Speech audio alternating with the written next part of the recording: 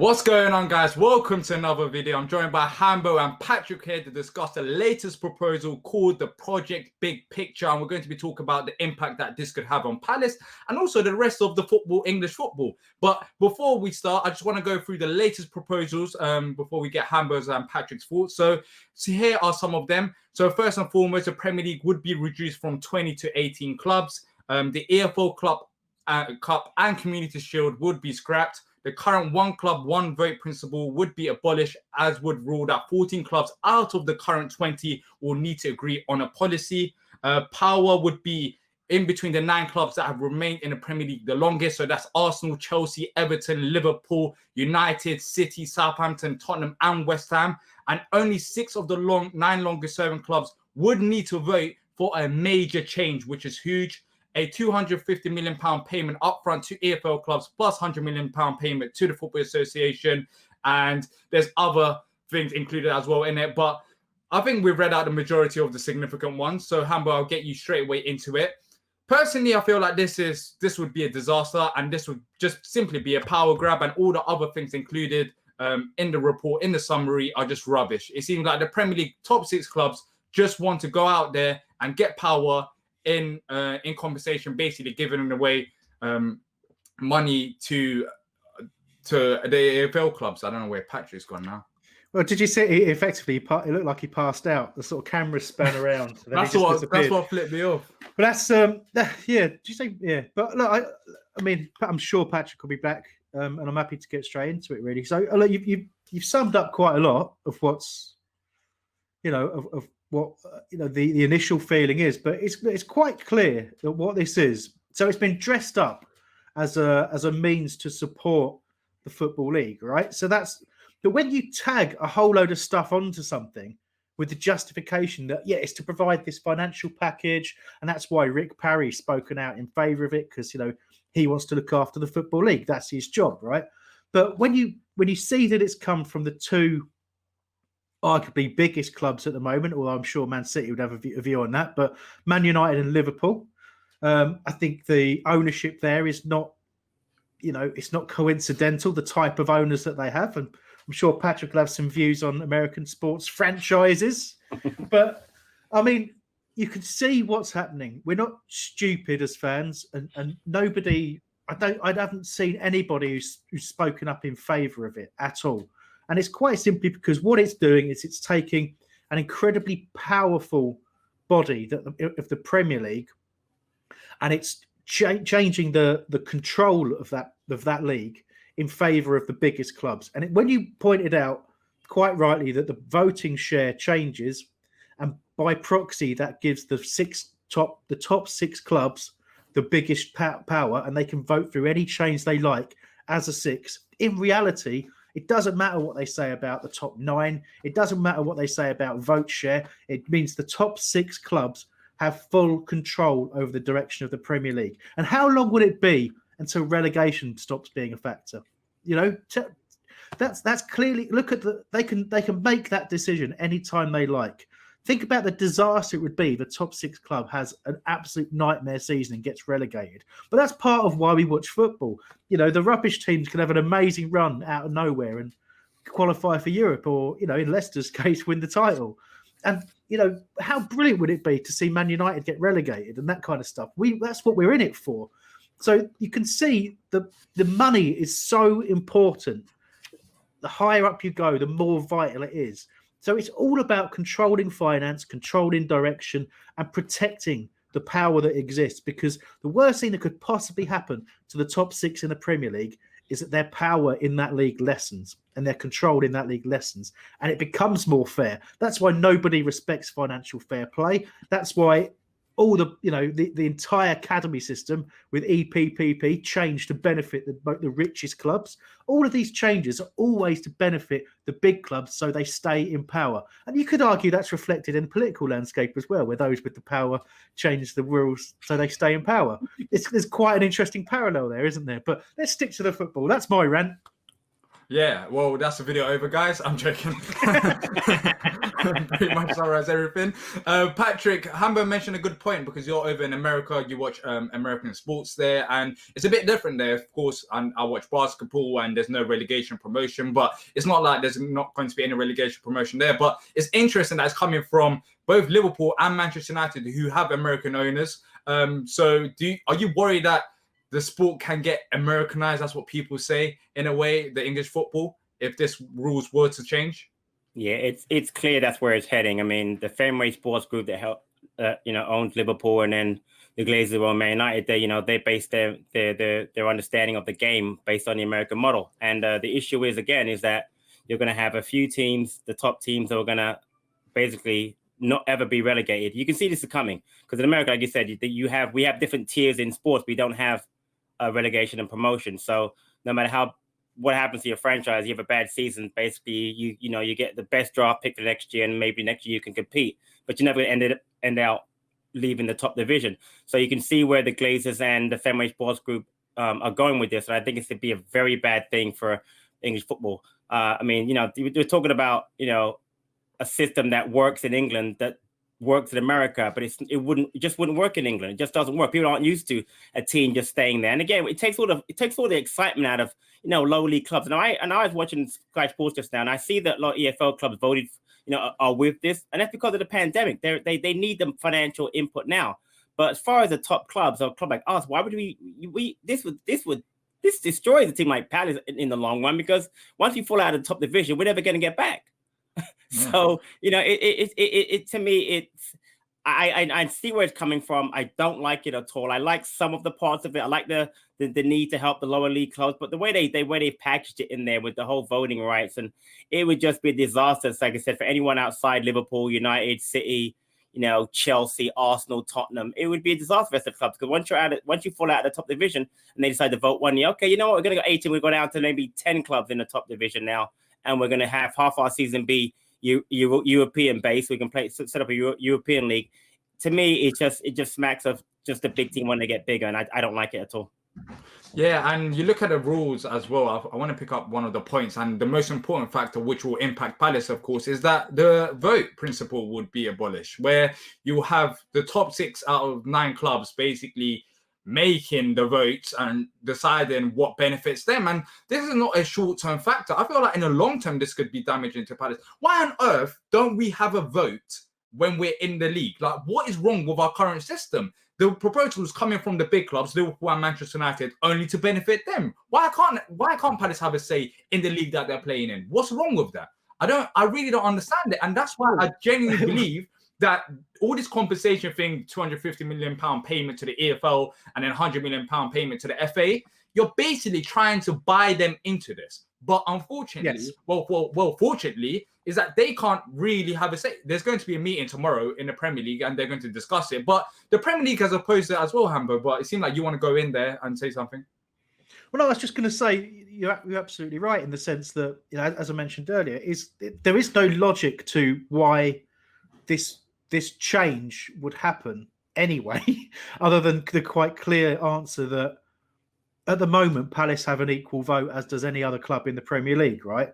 So what it basically means that if enough clubs group together against a decision that's in the best interests of those with the biggest pull. See, the biggest clubs will see it this way, right? They have the largest audience share, if you like, right? So their view is they're bringing in the biggest sponsorship, the biggest viewing figures for TV and across the world. And they're the ones generating the larger amount of income, so they should have a bigger share. That's how they feel about it. But that's not the point of sport, is it? That's where you're taking commercialism and you're forgetting about the sport. And the sport, if you take the competitive edge out of the sport and you take the hope and the dreams of the supporters out of the sport, people will turn off. Well, I say people will turn off. You'll have a completely different fan base. You'll have no atmospheres in grounds that people are ever allowed back. It would just be full of corporate people who are there to... And you'll have people who say things like, well, I don't mind who wins, really. I'm just here for the football.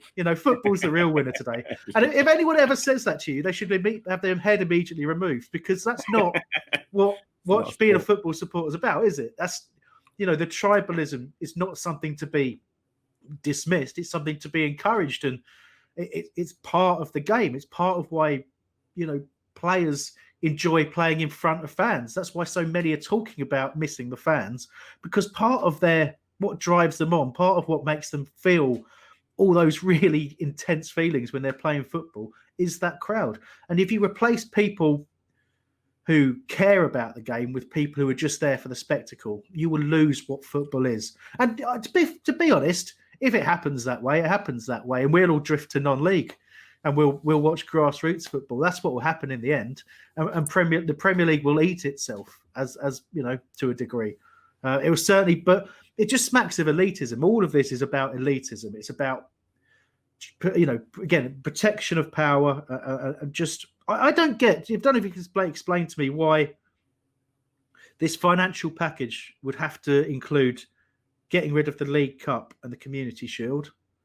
I mean, I don't. Why does that have to happen? What does that mean about that? Yeah, I just think it allows them to have more games, Premier League based. And again, someone mentioned, I read a comments about they can go on international tours now, do friendlies and make a lot more money. Right, it's all about the money again, because like you just said, 39th game. Right, exactly. In America, yeah, most like your Middle East, whatever. But great point. But again, the EFL Cup is vital to lower leagues. I mean, they generate a lot of revenue from that. Without that cup, and I don't particularly like it because we never compete in it. We never try to win it every year. But as far as it being a viable cup, I mean, the lower leagues need that cup. So, and Community Shield is a great thing for community-based things. So again, it's just a matter of clearing the schedule so the bigger clubs can make more money. But I want to just jump on something that Hambo said before about the tribalism.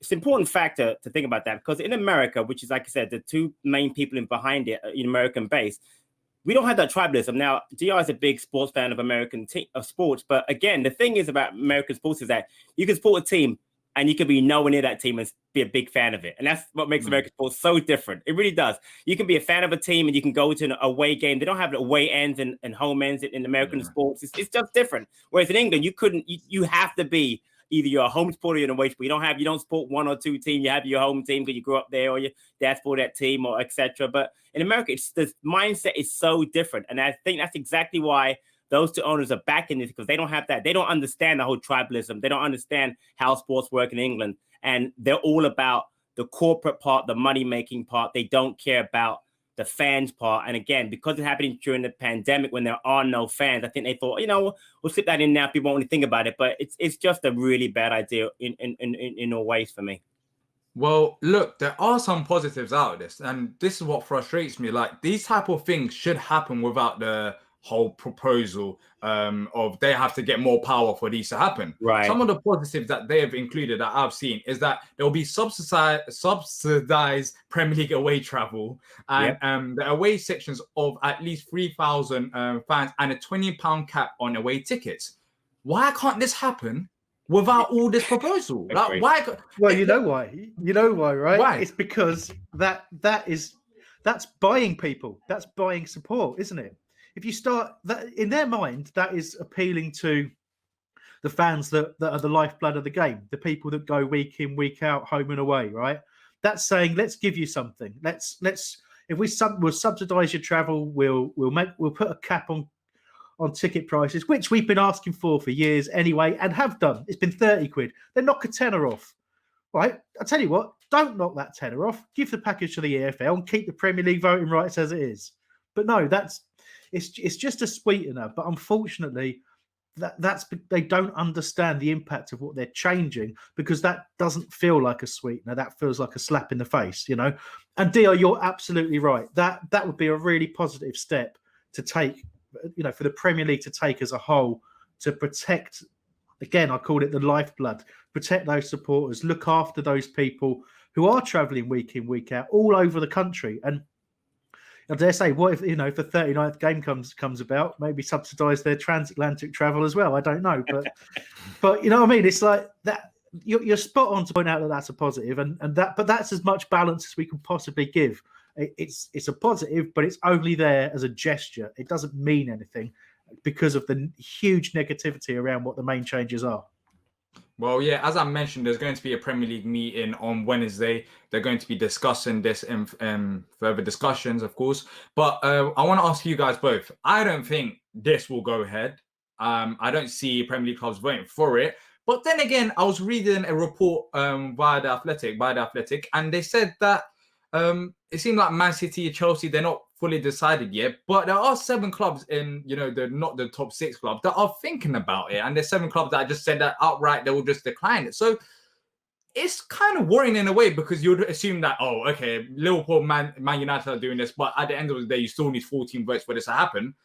But then again, there are clubs thinking about it. So what do you guys, where do you guys stand on it? Do you think that change will actually happen? Or do you think that, it will just get brushed apart by the other teams? I think any time there's change, and I'm sure Patrick will recognise this, any time there's change, there's a process that you go through. They're never going to get, they're setting their stall out now and they're saying, this is what we want. And the likelihood is that there'll be some degree of discussion and some change will happen somewhere as people meet in the middle and compromise. But ultimately, that's where I want it to end up. But think of it this way. If Palace were one of those top 6 or top 9 clubs, are we number 10? Are we missing out by 1? I don't even know. It sounds like us. 10 or 11, yeah. And I want to talk about that again in a sec, because Patrick will remember something that I remember that happened before you were born as well, Diyar. But but going back to the point, if we were in a position where, and I say we, I mean as a football club, I mean the people who own the football club, not the supporters, because we've established the supporters aren't part of this really. Right. But let's say Steve Parish and at the moment Blitzer and Harris are told, your football club, Crystal Palace, if you vote for this, effectively you will be able to have a huge amount of control in the Premier League that will essentially mean you'll remain a Premier League club forever. With all those revenues, you'll get you'll be able to control everything that happens within that league, and the chances of you getting relegated, assuming that relegation exists, the chances of you getting relegated will be so much slimmer, because you'll be able to make it so much harder for every club that possibly comes into that league to get a foothold. And that's essentially what we're talking about here, right? As an owner, you've got to say, yeah, I'm tempted, because if my club gets relegated, I lose 100 billion quid's worth of revenue straight away. And especially if they scrap these parachute payments, yeah. So all of a sudden, what do you do? Because you've got to make a whole host of people redundant, sell all your best players. Your running costs for trying to run the Premier League club are out of control. You can't make the revenue in the Championship to cover your running costs. So all of a sudden, you've got a loss-making business, and what a disaster that would be. So, of course, they're tempted. Sorry, Patrick, your views? Yeah, it's a good point. I harken back to the point you make about the American owners. We have American owners, and if they have a vote on it, and you're absolutely right, Hambo, if there's a chance that we wouldn't be able to benefit from this, they might vote for it. So, I hadn't really thought about it that way, but the fact that there are much more American owners than just the Palace, United, and Liverpool owners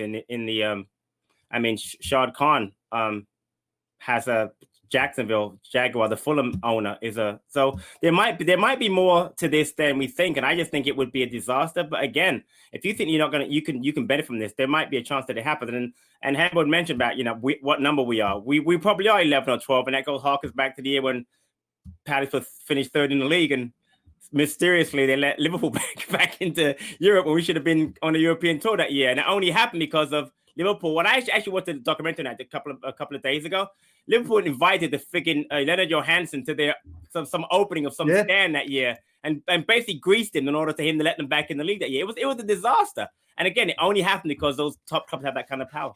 And let's not forget as well, the last time the top division shrunk its numbers. Yeah, who was the team that finished fourth?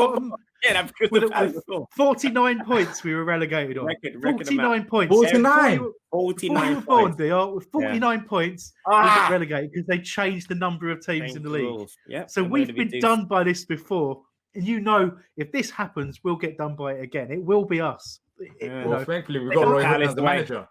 We've got Hodgson as a manager, so he'll probably keep us up once again. How many points did we get last year? We got more than 49, didn't we? Yeah, it should be fine. But let's get some of your questions as well. We asked you on Twitter for your questions, and Thomas Lopez said asked thoughts and questions. Lopez said Americans ruin everything. I don't agree with that. I think he's American himself. But the question he said that But the question he said is that what's the actual likelihood of this going through given the current financial woes of football during COVID? I'll pass that to you, Amber. I mean, I think in this form, it's unlikely to go through. But I do think there will be a subsequent version of Project Big Picture. Sorry, I said that in a Northern Irish accent again. I think there'll be a version of it that does get approved. Maybe not in something's got to happen around the financial support into the EFL. Otherwise, I'd say you'll be talking about maybe a year or two for now, or potentially it going the same way as the European Super League went, and suddenly people will stop talking about it. But the problem I have with it is because of this need to support the EFL, I think there's going to be some sort of decision, some sort of compromise pushed through pretty quickly, but not in the current format. But who knows? I might be wrong. Yeah, and the Evil/Pioneer says his thoughts were, if Palace were to vote for this, I would find it harder in a way to identify myself with the club, at least for now. And the question is, do you feel similarly, Patrick? Do you feel like if this was to go ahead, would the club lose identity? Would we lose a bit of a connection with the club, the fan base? Yeah, there's no doubt about that. I think in its current form, as a Palace fan of any ilk, I don't see how any of us could really get behind it. But as Hambo said, I think that there will be some parts that they will keep and some they won't. But I think I think something's going to happen because, again, with the EFL clubs suffering so much, it's going to have to be some kind of financial. And since they tacked it onto the back of this whole proposal, there will be something done. I hate to see it in this current form, that 18 club, 2 clubs go down, relegation, one of the clubs plays in a promotion play. I just think it's terrible. And then the voting part, I just think it's a horrible way of doing it. But I think there's going to be something that will be done that will be in some form, because the way football's running right now is just not sustainable. Yeah, especially with championship clubs, who I think some of them spend more than they get in. Exactly. That was what the statistics were during the pandemic. All of them, I think. Yeah, all of them. All of them, which is crazy. Pretty So much, changes need to happen, and I want to end it on this as well, and I'll get you guys' thoughts. But I personally feel like, as I said, I wouldn't mind changes to happen. But one thing that I'm very opposed to is that one club, one vote principle going. If that remains, then I don't mind helping the EFL clubs if we can help them. I don't mind. Probably another thing that I oppose is the 20-team relegation thing, because I don't want a 16-place team playing in the playoffs, because that just ruins the playoffs, and it also ruins them getting, the chance of them getting promoted, because you have the Premier League club who has loads of money playing against the Championship club, which doesn't have them privileges, and now they've played all season for them to face them in the playoffs. So I oppose that as well. But I feel like we could come to a compromise. But the one significant factor is a vote principle. But for you, Hambo, what do you think needs to happen for you to be acceptable, for this to be acceptable for you? I honestly, I've got to say very little, because I mean, there's very little that's going to make me in favour of it. I'm in favour of everything that props up the league below, and nothing that makes any changes to a game that doesn't need to change. Right. The Premier League doesn't need to reduce the number of teams. The Premier League makes an absolute fortune. Yeah, okay, income's been hit in COVID like it has for everybody, and we've got to do something about it. But there's nothing wrong with the way that teams are promoted. There's nothing wrong with the way that teams are relegated. There's nothing wrong with how we qualify for Europe and the cup competitions we play in. There's nothing wrong with any of it. So I don't want any of that to change. And I have to, my last point, if you like, on all of this is, I never thought there'd ever be anything that would make me feel completely at odds with the game of football, and probably more importantly, completely at odds with Crystal Palace Football Club.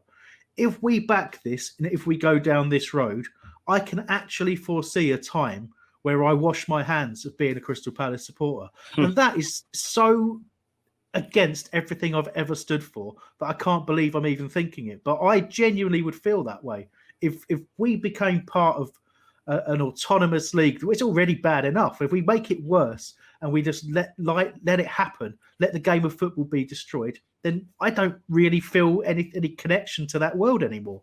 So fingers crossed it doesn't get put through in any kind of way, and we find a sensible way of supporting the EFL clubs, whilst also protecting ourselves, because all of the Premier League has taken a real financial hit, and we've got to look after our own interests at the same time as the EFL clubs.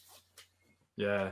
Well, look, Patrick, have you got anything else to say before we end it off? Any changes for you that you would like, and what would it be for you that needs to happen for it to be acceptable? No, I'm looking forward to a totally redone big picture proposal. I don't think the one that they put out there is going to work in any form. Again, I'm only for the subsidies to the lower league club. I think that's a great idea. The other stuff I don't like. And changing the Premier League to me doesn't make any sense to me. But again, I'm a supporter of a club that struggles every year. Just stay in that division. So why would I want any changes to it? So Handball's point's an interesting one. I don't know if I would wash my hands completely of Palace. It's so in part of who I am. But again, I can see where people would do that, because again, these changes are so radical, and it just smacks of the whole elitist big top six. It just, that whole top six thing always makes me sick to think of it anyway. And the fact we're not part of it and never will be part of it is sickening. But like I said, I don't like how it is. There's not really much of it I'd like to see stay. So. Yeah, well, I understand people like Hambo who may be upset about it in a way and like that, because as we've seen it's been a build-up of situations where the TV has controlled what time fans have to go to games and away games on Monday night, now Friday night as well. And some people just have enough, the beautiful game that they've enjoyed for 10, 20 years is just gone. So I don't blame them, but leave down your comments down below. Let us know what you think about the situation and where do you stand as a Palace fan. And if you're not a Palace fan, comment down below what team you support and also your thoughts on the decision of the proposal. But until next time, up the Palace.